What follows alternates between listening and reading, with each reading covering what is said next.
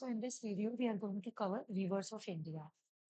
So अगर हम India के रिवर्स को देखें तो उसको हम थ्री पार्ट्स में डिवाइड कर सकते हैं। हिमालयन रिवर्स, पेनिनसुलर रिवर्स और डेजर्ट रिवर्स। तो हिमालयन रिवर्स वो होती हैं जो हिमालय से निकलती हैं। पेनिनसुलर रिवर वो है जो पठारों से निकलती हैं, यानी इंडिया के पेनिनसुलर रीजन से निकलती हैं। और डेजर्ट रिवर जो इंडिया के डेजर्ट रीजन में बहती हैं, और ये इनलैंड ड्रेनेज सिस्टम का एग्जाम्पल है। इनलैंड ड्रेनेज सिस्टम मतलब इनलैंड ड्रेनेज सिस्टम का मतलब ये है कि ये जो नदियां होती हैं ये अल्टीमेटली किसी सागर में जाके नहीं गिरती हैं या किसी लेक में जाके नहीं गिरती हैं।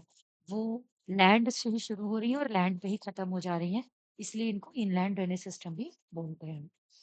ये डेजर्ट रिवर में है। जैसा कि हम लोग एग्जाम्पल्स जानते हैं, एग्जाम्पल है अ, घग्गर रिवर, जो आपको पता होगा, जो पहले सरस्वती के भी नाम से जानी जाती थी। हम जब हड़प्पा काल पढ़ते हैं वहां पे मतलब इसका जिक्र होता है। और दूसरी रिवर है लूनी रिवर, स्पेलिंग LUNI होगा। तो लूनी रिवर अभी भी एग्जिस्ट करती है। उसके बाद आते हैं हिमालयन रिवर पे। तो हिमालयन रिवर्स को देखो पेरेनियल रिवर कहा जाता है। यहाँ पेरेनियल के स्पेलिंग में डबल एन होगा। पेरेनियल रिवर क्यों कहते हैं पेरेनियल रिवर? मतलब वो पूरे साल उनमें पानी रहता है। ऐसा इसलिए है क्योंकि पहले तो इतने इसमें जो पानी का प्राइमरी सोर्स है वो है ग्लेशियर्स। तो ग्लेशियर्स की जब मेल्टिंग होती है तो उसकी वजह से इनमें पानी आता है। लेकिन उससे भी इम्पोर्टेंट है कि उसके अलावा जो इनमें पानी आता है वो आता है मॉनसून। तो एक तो मॉनसून से भी पानी मिल जाता है। दूसरा ग्लेशियर तो उसका सोर्स है ही। इसके अलावा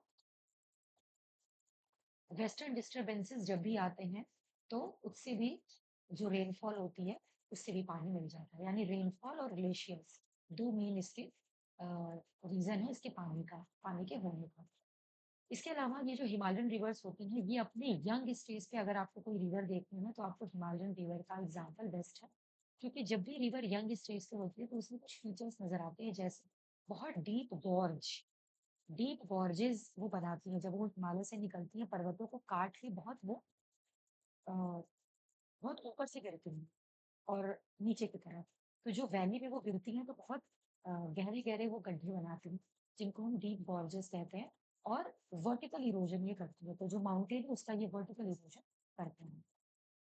तो ये तो तब जब रिवर को हम उसके अपर स्ट्रीम में देखते हैं, या जब जब वो शुरुआत में रहती है, जब वो पहाड़ों पे रहती है तब। लेकिन अगर हम उस रिवर को उसके मिडिल स्टेज में देखें, जब वो प्लेन्स में आ जाती है, जैसे गंगा रिवर को जब आप यूपी बिहार वाले एरिया में देखते हैं तो वो मिएंडरिंग करती है। मिएंडरिंग मतलब जब रिवर इस तरीके से करके मूव करती है, इसको मिएंडर करना कहते हैं। This is called meandering. तो मिडिल स्टेज में किसी रिवर की ये खास बात होती है कि वो मेंढर करने लगती है। साथ में ऑक्सबो लेक बनाना। ऑक्सबो लेक मतलब क्या होता है? होता क्या है कि ये जो मेंढर कर रहे हैं धीरे धीरे डिपोजिशन की वजह से, कई बार क्या होता है डिपोजिशन होते होते इसका एक सेक्शन अलग हो जाता है इस तरीके से। ठीक है, रिवर अभी भी बह रही है लेकिन रिवर साइड में बहने लगती है और इस तरीके से ये वाला हिस्सा अलग हो जाता है। तो वो एक लेक फॉर्म कर लेता है जिसको ऑक्सबो लेक कहते हैं, क्योंकि वो इस तरीके से बो के फॉर्म में होता है। ठीक है, तो बिहार में इस तरह के कई सारे ऑक्सबो लेक बनते हैं, क्योंकि वहां पर हम कह सकते हैं कि गंगा रिवर मिडिल स्टेज में है। ऑक्सबो लेक पैटर्न बनाना, ये सब मिडिल स्टेज की नदियों को लक्षण है या कैरेक्टरिस्टिक है या फीचर्स है। जब भी रिवर अपने ओल्ड स्टेज में जाती है, मतलब जहां पर जाते जाते वो बहते बहते बिल्कुल अब समुद्र के पास आ गई है, तो वहां पर सेडिमेंट्स स्टार्ट होना शुरू हो जाते हैं और रिवर शैलोअर हो जाती है। शैलोअर मतलब छिछली हो जाती है क्योंकि गहराई कम हो जाती है। और वो जो रिवर है वो टेम्पररी आइलैंड बनाने लगती है। जैसे आपको पता होगा ब्रह्मपुत्रा जो है वो मजूली आइलैंड बनाती है असम वाले एरिया में, क्योंकि वो उसका लास्ट का स्टेज है वहां पे। तो ये तीनों जो खासियत है वो ओल्ड स्टेज की नदियों को है। अगर हम इंडिया में सबसे गहरे गॉर्ज की बात करें तो वो है Bunji gorge. So this is Bunji gorge which is made by Indus river in the Ladakh region. तो होता क्या है, लद्दाख में जब इंडस रिवर एंटर करती है तो जब वो पहाड़ों से निकल के नीचे गिरती है तो जो गॉर्ज बनाती है वही बंजी गॉर्ज। और वही इंडिया का सबसे बड़ा गॉर्ज भी है। तो यहाँ पर एक ट्रिक मुझे नहीं लगता बहुत यूजफुल होगा, आप इसको इग्नोर भी कर सकते हैं। लेकिन अगर हम देखें कि दुनिया का सबसे गहरा गॉर्ज कौन सा है, तो वो ग्रैंड कैन्यन है। ग्रैंड कैनियन जो है वो कोलोराडो रिवर बनाती है यूएसए में। तो Grand Canyon gorge in the on the Colorado river. तो वही हमने बात की कि प्लेन्स में ये जो रिवर्स है वो मींडर करके क्रॉक्स बोले बनाती हैं, ठीक है। और हिमालयन रिवर की हम बात कर रहे हैं। हिमालयन और जब इन हिमालयन रिवर्स में सेडिमेंट भी बहुत ज्यादा होता है, ठीक है। पहाड़ों को काट के लाते हैं और इसीलिए ये रिवर्स बहुत बड़े बड़े डेल्टा भी बनाते हैं। जैसे आपको पता होगा कि गंगा और ब्रह्मपुत्रा की जो ज्वाइंट डेल्टा बनाती है वो सुंदरबन डेल्टा है, ठीक। अ, अच्छा, यहाँ पर कुछ यहाँ पर एक दिया हुआ है कि कुछ जैसे मॉर्फोलॉजी जो ये बनाती है रिवर्स, सबसे पहले वो वी शेप की वैली बनाती है इस तरीके से। वो वी शेप की वैली जब और बड़ी होती है तो वो गॉर्ज बन जाती है, और जब और बड़ी होती है तो वो कैनियन बन जाती है। यहाँ पर उससे साइज का एक कंपैरिजन किया गया है कि सबसे पहले वैली बनती है जो कि वी शेप की होती है, फिर गॉर्ज बनता है, फिर कैनियन बनता है। और हमें याद रखना है कि ये तीनों चीजें यंगर स्टेज पे ही बनती हैं जब वो पहाड़ों से नीचे गिरती है नदी। अब हिमालयन रिवर सिस्टम में तीन प्रकार की हमारे रिवर सिस्टम है, इंडस, गंगा और ब्रह्मपुत्र रिवर सिस्टम। सबसे पहले हम बात करेंगे इंडस रिवर सिस्टम की। तो यहाँ पर एक डायग्राम बना हुआ है जहाँ पे आप देख सकते हैं कि इंडस रिवर तिब्बत से निकलती है, अभी हम इसके बारे में और डिटेल में देखेंगे। फिर जम्मू कश्मीर से निकलती है झेलम नदी, और हिमाचल प्रदेश से निकलती है चेनाब नदी। और चेनाब और झेलम एक जगह पे जाके मिलती है, ठीक है। तो ये इस पॉइंट पे मिल रही है, जैसा कि हम लोग देख पा रहे हैं यहाँ पर। और इसके बाद ये जो रिवर आगे बढ़ रही है ये एक्चुअली में चेनाब रिवर है। तो हम ये कहेंगे कि झेलम जेना जॉइंस चेनाब, ठीक है। तो चेनाब बड़ी नदी है, उसमें झेलम आके मिलती है। और इसी चेनाब में रावी भी आके मिलती है, लेकिन पहले ही मिल जाती है, ठीक। अगर आप देखोगे तो चेनाब इस तरीके से बह रही है, तो इसमें अगर हम देखें तो सबसे पहले रावी आके मिल रही है, फिर झेलम आगे जाके मिल रही है, ठीक। तो मिल दोनों डायरेक्टली चेनाब में ही रहा है। उसके बाद चेनाब रिवर यहाँ से आगे बढ़ती है इस तरीके से। फिर जो नेक्स्ट रिवर है वो रावी, जैसा कि हमने देखा रावी भी हिमाचल प्रदेश से ही निकलती है। ये जो तीनों रिवर है ये हिमाचल प्रदेश की है एक्चुअली में यहाँ। तो रावी नदी भी हिमाचल प्रदेश से ही निकलती है। और जैसा कि हमने देखा वो चेनाब से सबसे पहले जाके मिलती है। और उसके बाद आती है ब्यास रिवर। ब्यास रिवर जो है वो भी हिमाचल प्रदेश से ही निकलती है, लेकिन ये सतलज में जाके मिलती है। तो रावी और ब्यास एक्चुअली में ये दोनों ही रोहतांग पास के पास से ही निकलते हैं, लेकिन दोनों का जो पाथ है वो अलग अलग है। रावी जाके चेनाब से मिल रही है, ब्यास जाके सतलज से मिल रही है। और सतलज कहाँ से निकलती है? सतलज अगेन तिब्बत से ही निकलती है। और मानसरोवर लेक के पास एक ग्लेशियर है, वहां से ये निकलती है। और सतलज नदी जब इंडिया में आती है उसके बाद उससे ब्यास नदी मिल रही है पहले, और फिर जाके अल्टीमेटली सतलज नदी जाके चेनाब से मिल रही है यहाँ इस जगह पे। और उसके पहले चेनाब ने अपने अंदर तीन दो नदियों को समा लिया है, यानी झेलम और रावी को। और उसके बाद जब सतलज पे अल्टीमेटली जाके मिल जा रही है, तो फिर से ये थोड़ा सा आगे चेनाब फिर से बहेगी और इंडस से जा मिल जाएगी, ठीक है। तो ये है पूरा एक ओवरव्यू जो आप इस डायग्राम से देख सकते हैं कि कहाँ कौन जाके मिल रहा है। उसके बाद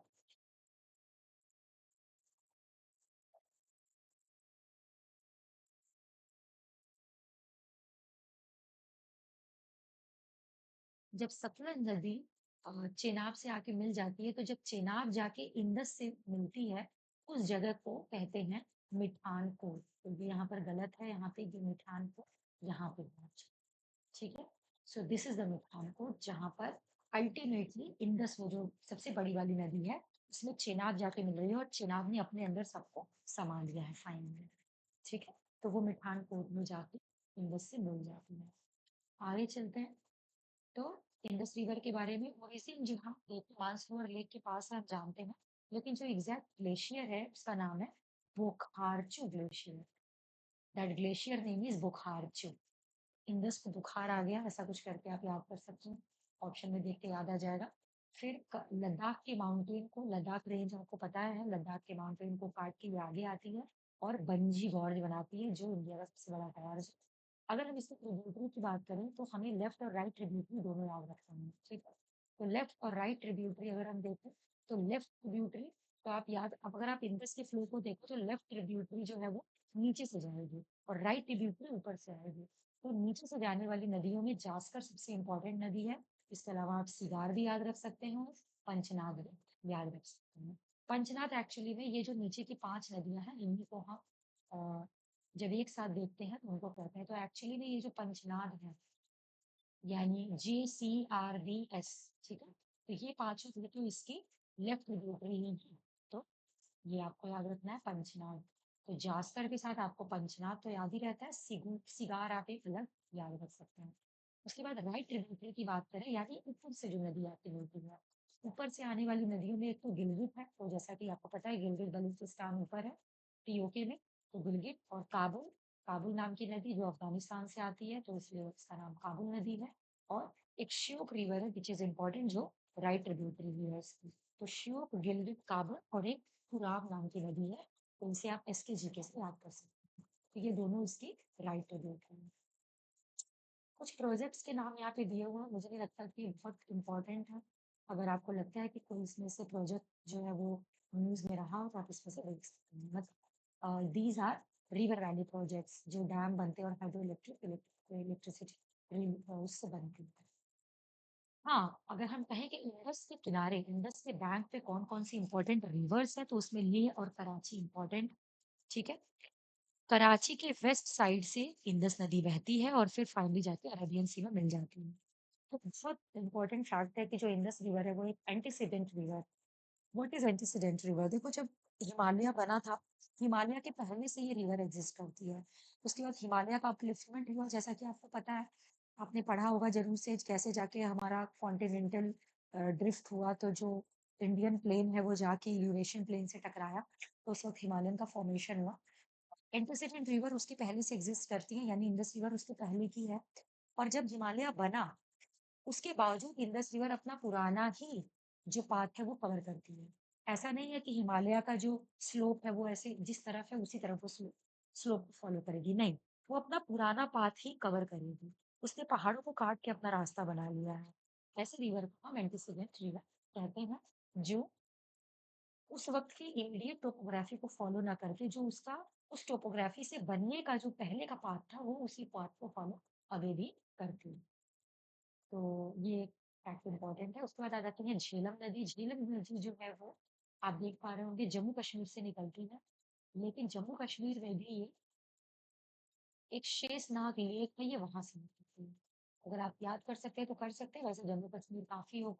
शेषनाग अ, जम्मू कश्मीर के अनंतनाग डिस्ट्रिक्ट से ये निकलती है, ठीक है? यहाँ पे लिखा नहीं है, बस अनंतनाग डिस्ट्रिक्ट से ये निकलती है। और जो वहां पे एक लेक है जिसका नाम है शेषनाग। वूलर लेक से होके ये बहती है, ठीक है? झेलम नदी वूलर लेक से होके बहती है, और ये इंडिया की सबसे बड़ी फ्रेश वाटर लेक है, इसलिए वूलर लेक इंडिया है। श्रीनगर से होके बहती है वूलर लेक, ठीक। इसके कुछ ट्रिब्यूटरी के नाम है। जो इम्पोर्टेंट ट्रिब्यूटरी है वो है किशन गंगा। किशन गंगा इंपॉर्टेंट है क्योंकि इसके ऊपर किशन गंगा पावर प्रोजेक्ट चलाया जा रहा है, तो इसलिए ये इम्पोर्टेंट हो सकता है। अच्छा, इंडिया पाकिस्तान के बीच का ये बॉर्डर बना था, तो जब इंडिया और पाकिस्तान के बीच में लाइन खींची जा रही थी, रेड क्लिफ साहब खींच रहे थे, तो उस वक्त उन्होंने झेलम नदी को आधार बनाया, और ये इंडिया पाकिस्तान का बॉर्डर बनाती है। सिटी का नाम है मुजफ्फराबाद और मांगला के बीच में ये बनती है। कुछ और प्रोजेक्ट्स हैं जो इसके ऊपर हैं, एक तो तुलबुल आपको याद रखना। तुलबुल मुझे याद है कुछ अभी सालों में न्यूज में भी था। तो एक किशन गंगा आपको याद रखना है, किशन गंगा इसकी ट्रिब्यूटरी है, लेकिन उसके ऊपर पावर प्रोजेक्ट है। जो झेलम के ऊपर पावर प्रोजेक्ट है वो है तुलबुल, ठीक है? बाकी अगर आपको याद करना चाहो तो आप यूरी डैम भी याद रख सकते हो, उड़ी छिपी जगह का नाम आपको पता है, तो उड़ी dam Jhelum. Next is Chenab.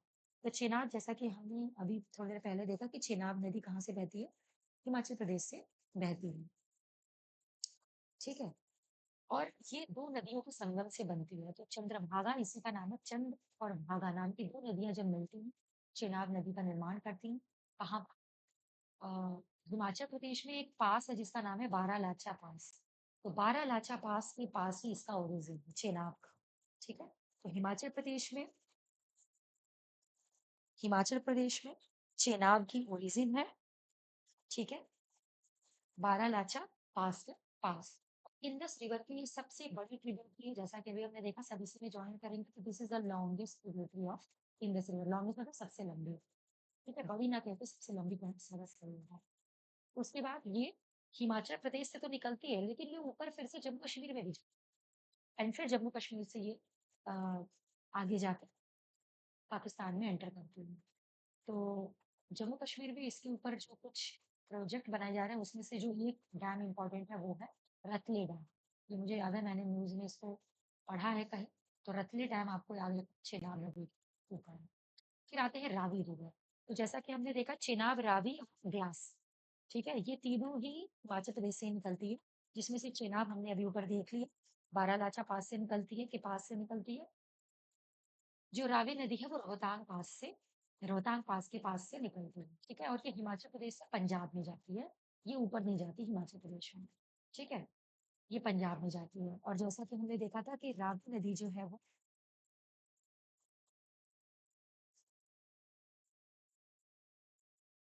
Ravi नदी जो है वो अ, चेनाब से मिलती है आगे जाकर। अच्छा, हमने इस वाले डायग्राम में देखा था कि रावी नदी पहले ही जाके मिल जा रही है, तो बस फिर से मैं इसको दिखा रही हूँ, ठीक है, झीलम के मिलने से पहले ही। बट ये गलत है, ठीक है, झेलम के मिलने के बाद आगे जाके रावी नदी मिलती है, इधर आगे जाके मिलेगी। तो सबसे पहले चेनाब में झेलम आके मिलती है, फिर उसी चेनाब में रावी आके मिलती है, फिर उसी चेनाब में आगे जाके सतलज मिलती है। सतलज में पहले से ही ब्यास ज्वाइन किया रहता है। तो ये इसके लिए शॉर्ट छोटा सा यहाँ पे गलती मैंने अभी दूसरी तो ठीक है। तो प्रोजेक्ट इस पे जो चल रहे हैं वो है पंजाब में एक चल रहा है जिसका नाम है रंजीत सागर डैम, इसके ऊपर ही बना हुआ है। तो रंजीत सिंह वहां के राजा थे, उससे आप याद रख सकते हैं। पंजाब में रावी नदी के ऊपर रंजीत सागर डैम है, RR से नाम है। और शाहपुर कांडे डैम, ये एक नया डैम है, तो शाहपुर कांडे डैम इसी को बोलते हैं। उसके बाद आते हैं ब्यास नदी। तो ब्यास नदी जो है वो रोहतांग पास के पास एक ब्यास कुंड है, वहां से निकलती है, और यही भी हिमाचल प्रदेश से पंजाब में जाती है। इसके ऊपर एक जो बहुत इंपॉर्टेंट डैम है वो है पौंग डैम। तो पौंग डैम का नाम इंपॉर्टेंट है, पौंग डैम जो है वो ब्यास रिवर पर है। और इसका जो रिजर्वायर है उसको पौंग रिजर्वायर कहते हैं। और अब इसको हम अ, महाराणा प्रताप सागर डैम बोलते हैं, या महाराणा प्रताप सागर रिजर्वायर बोलते हैं। एक ही नदी है पंचनाद में से, केवल एक ही नदी है जो पाकिस्तान में एंटर नहीं करती है, और वो है ब्यास नदी। क्योंकि ब्यास नदी इंडिया में ही हरिके नाम की जगह है, वहां पर जाके सतलज से मिल जाती है। तो हरिके जो है वो पंजाब में एक जगह है जहां पर जाकर भी सतलज से मिल जाती है। और हरिके से ही निकलती है इंदिरा गांधी कैनाल, जो कि आपको पता है कि वर्ल्ड की लॉन्गेस्ट इरिगेशन कैनाल, जो राजस्थान में जाके राजस्थान में इरिगेशन का जो बहुत एक इम्पोर्टेंट सोर्स है। उसके बाद आ जाते हैं सतलज रिवर। सतलज रिवर जो है वो मानसरोवर से निकलती है, यानी अगेन ये तिब्बत से निकलती है। वहां पर एक राक्षस, राक्षस नहीं कहेंगे, राक्षस लेक है, वहां से ये निकलती है। फिर ये इंडिया में जब एंटर करती है तो उस पास का नाम है शिवकिला पास। तो हमने अभी दो तीन पास के नाम देखे। एक एक पास का नाम हमने देखा था, कौन सा, अ, चेनाब नदी जहाँ से निकलती है, दोबारा लाचला पास से निकलती है ना। उसके बाद रावी और ब्यास नदी लिखा था, रोहतांग पास से के पास से दोनों निकल रहे थे। और सतलज रिवर जो है वो सुखीला पास के थ्रू हिमाचल प्रदेश में एंटर करती है। हिमाचल प्रदेश से ये पंजाब में चली जाती है। इसके दो ट्रिब्यूटरी है, एक तो हमने अभी ऊपर ही देखा, ब्यास, ब्यास इसको ज्वाइन कर लेती है। उसके बाद एक स्पीति नाम की भी नदी है, जैसा कि आपको पता ही है लाहौल स्पीति नाम की जगह है, तो वहीं से ये निकलती है स्पीति नदी। तो वो भी आके सतलज में ही मिलती है। उसके बाद जो इम्पोर्टेंट प्रोजेक्ट्स हैं इसके ऊपर, बहुत इंपॉर्टेंट, सतलज रिवर के ही ऊपर है भाखड़ा नंगल, ठीक है, भाखड़ा नंगल सभी ने इसका नाम सुना है, भाखड़ा नंगल डैम का। तो जो भाखड़ा का रिजर्वायर है वो हिमाचल प्रदेश में है, और नंगल जो है वो पंजाब में है। और दोनों मिलके जो है वो भाखड़ा नंगल डैम बनाते हैं। तो भाखड़ा है इज इन हिमाचल प्रदेश, और पंजाब इज इन नंगल, और ये दोनों सतलज रिवर पर है। और भाखड़ा जो डैम बनता है उसके पास जो लेक बनता है, जो रिजर्वायर बनता है, उसको कहते हैं गोविंद सागर लेक। और ये एक मैन मेड लेक है, ठीक है। तो गोविंद सागर लेक जो है वो भाखड़ा डैम के पास जो जो के साथ जो रिजर्वायर उसको बोलते हैं। सो यहाँ पर हमारा खत्म होता है इंडस रिवर सिस्टम।